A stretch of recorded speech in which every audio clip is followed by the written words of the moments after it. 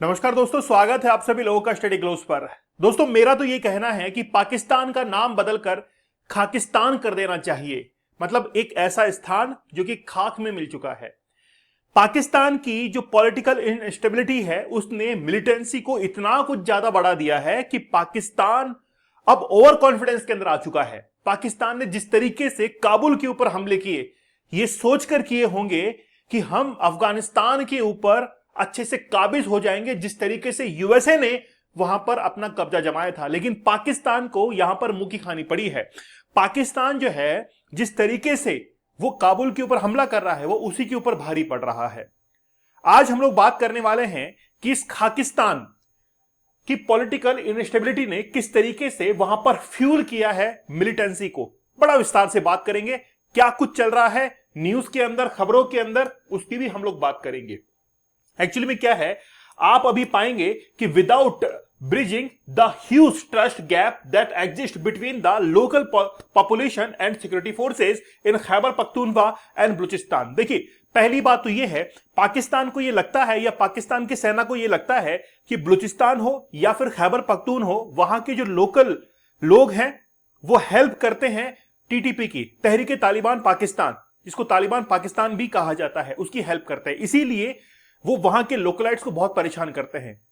अब एक्चुअली में क्या है कि पाकिस्तान अपने इकोनॉमिक जो वैल्यूज हैं इनको बढ़ा नहीं पा रहे हैं। पाकिस्तान को चाहिए कि वहां के जो नागरिक हैं उनकी इकोनॉमिक स्टेबिलिटी को बढ़ाएं। जब तक वो इकोनॉमिक स्टेबिलिटी को नहीं बढ़ाएंगे तब तक वो टीटीपी का साथ देते रहेंगे, क्योंकि उनको लगता है कि हमारा इंटरेस्ट वहां से साबित हो रहा है। इसीलिए वो इस माहौल के अंदर कि टीटीपी को वो हेल्प कर रहे हैं, बार बार वो हमले करते हैं। चलिए, हमारा 75 डेज का हार्ड चैलेंज बड़ा जबरदस्त है, आप लोग जरूर ज्वाइन कीजिएगा। इसके साथ में ही 175 डेज का टफ और हार्ड चैलेंज आप लोगों का स्वागत कर रहा है, अगर आप लोग इस एडिक्शन से बाहर निकलना चाहते हैं। यह केवल और केवल आपकी विल पावर का कमाल है। आप चाहें तो क्या कुछ नहीं कर सकते हैं, लेकिन बात यह है कि आपके जीवन के अंदर जो हर्डल्स हैं, जो रुकावटें हैं, इनको दूर करना पड़ेगा।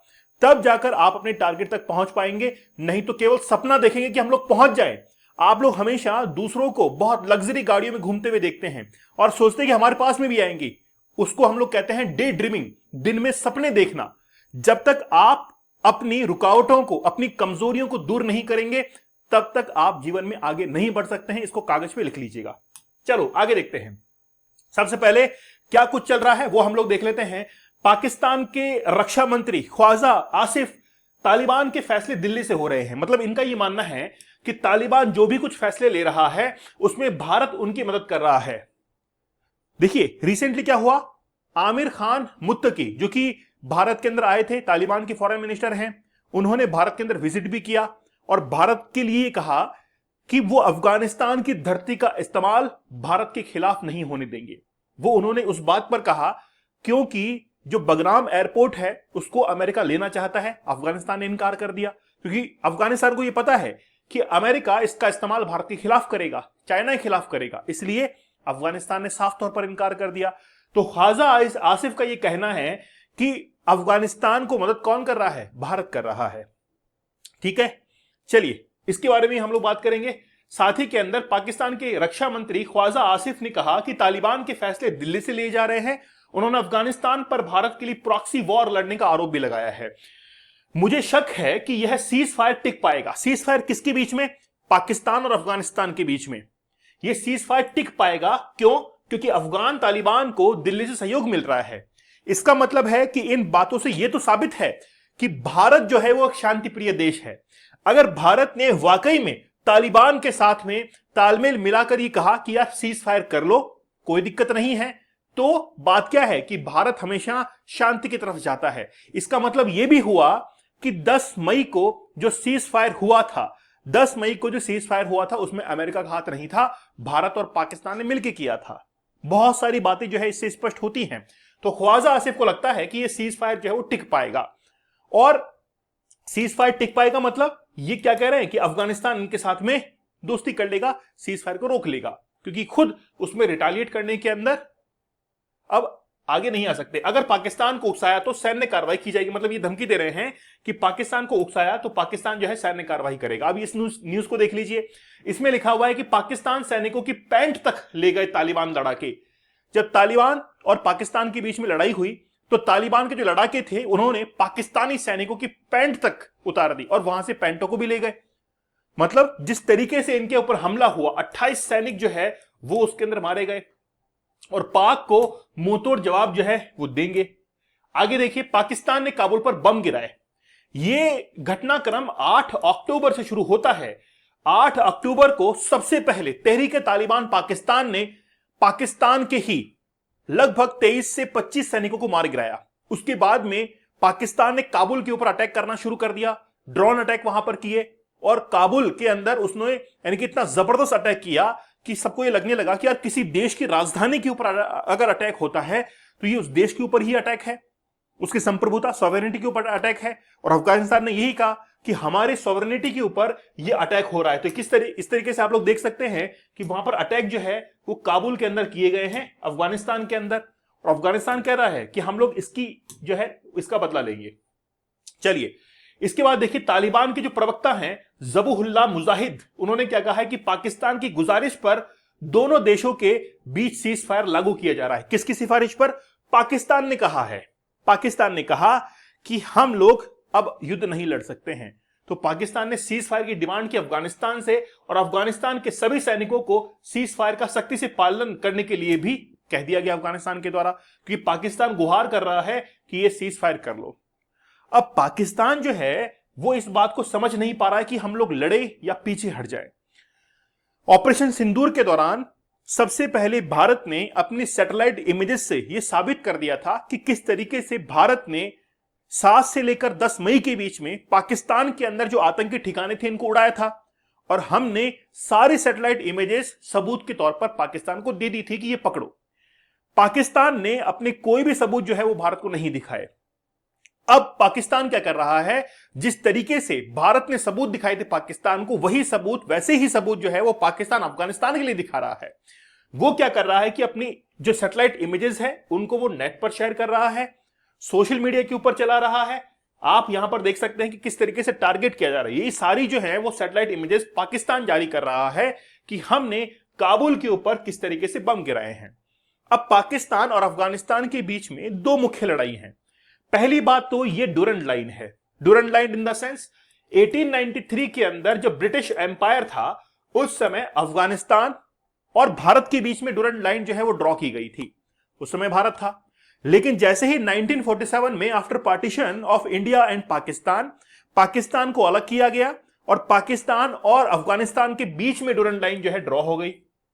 अब अफगानिस्तान ये कहता है कि ये जो डूरंड लाइन है वो हमारे फेवर में नहीं है। मतलब कहीं ना कहीं पाकिस्तान जो है वो इसको गलत तरीके से ड्रॉ कर रहा है और अफगानिस्तान इसको मानने से इनकार करता है कि ये डूरंड लाइन जो है हम लोग नहीं मानेंगे, जिसको 1893 के अंदर बनाया गया था। तो अफगानिस्तान इसको नहीं मानता है। तो इसीलिए जो ये डूरंड लाइन के ऊपर जो खैबर पख्तूनवा जो इलाका है, यहां पर अक्सर जो है वो अटैक देखने को मिलते हैं। पहली बात तो ये है।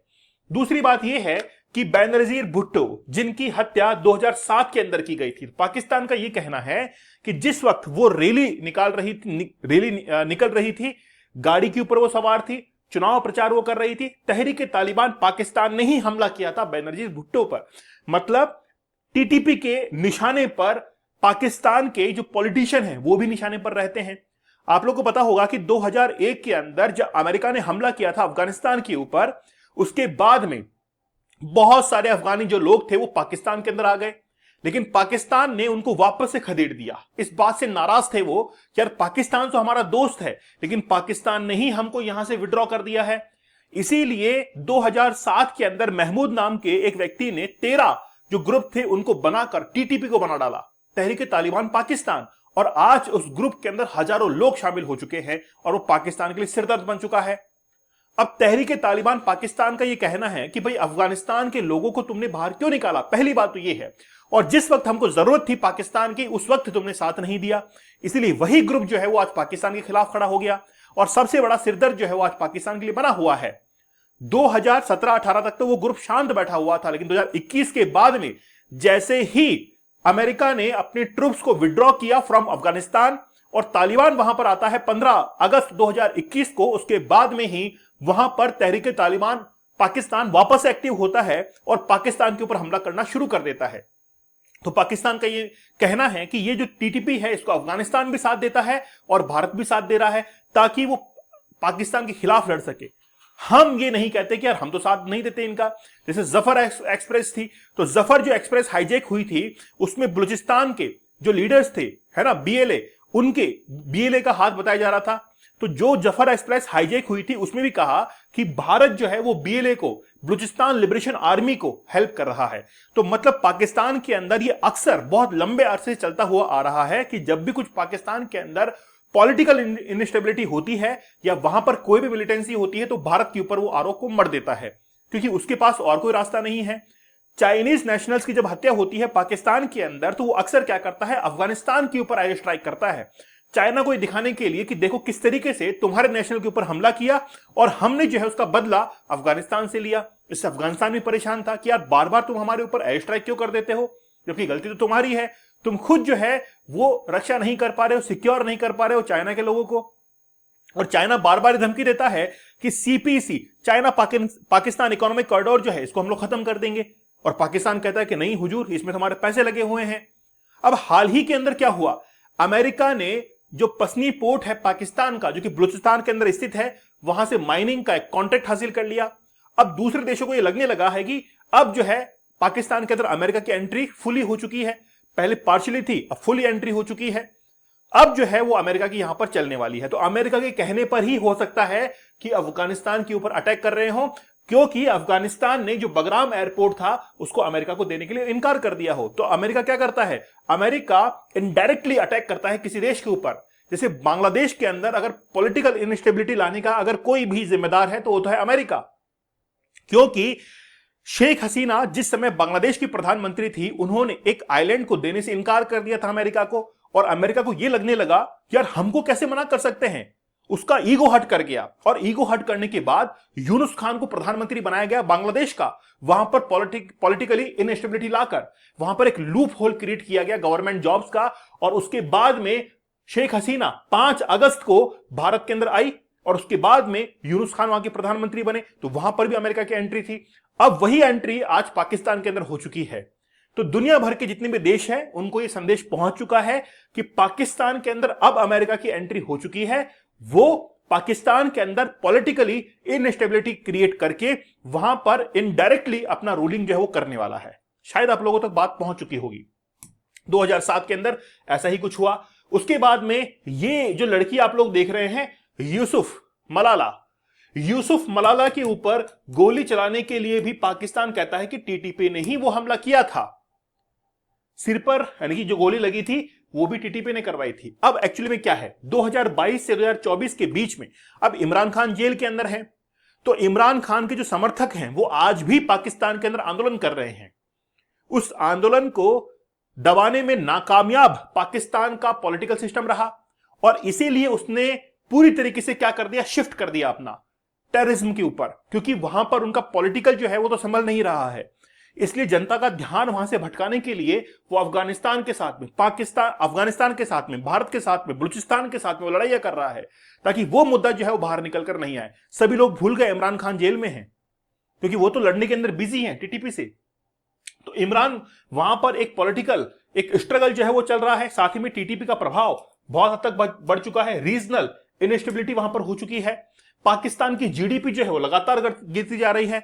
पाकिस्तान के अंदर जो बेरोजगारी की दर है वो 32% तक पहुंच चुकी है, इन्फ्लेशन रेट हाई है।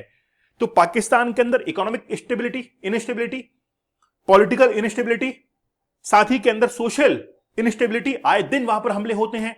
तो आज पाकिस्तान के अंदर हर तरीके से वो पाकिस्तान घिर चुका है। वो ये समझता है कि हमारा जो साथ है वो अमेरिका दे रहा है। एक्चुअली में वहां की जो मिलिट्री है, वहां का जो डिफेंस है, वो क्या करता है, वहां के जो पॉलिटिकल सिस्टम है उसमें इंटरप्शन करता है। असीम मुनीर को देख लीजिए, असीम मुनीर को डोनाल्ड ट्रंप से या व्हाइट हाउस में मिलने की क्या जरूरत पड़ रही थी। आपको आगे आने वाले समय में बताऊंगा कि किस तरीके से अमेरिका इसी आसिम मुनीर का इस्तेमाल करेगा और वो पाकिस्तान के अंदर तख्ता पलट करेगा। यही होगा, क्योंकि अमेरिका ने व्हाइट हाउस के अंदर डील की है असीम मुनीर के साथ में कि भाई देखना, आगे जाकर हम जो है अपने हिसाब चलाएंगे, तुमको जो चाहिए हम तुमको देंगे, क्या तुमको प्रधानमंत्री बनना है तो हम बना देंगे, तो आसिम मुनीर हो सकता है कि आगे आने वाले समय के अंदर किसी बड़े पद पर देखे जाएं और पाकिस्तान के अंदर तख्ता पलट होते हुए आप आगे आने वाले समय के अंदर देख सकते हैं वहां पर पॉलिटिकल इनस्टेबिलिटी जो है जबरदस्त तरीके से क्रिएट होने वाली है।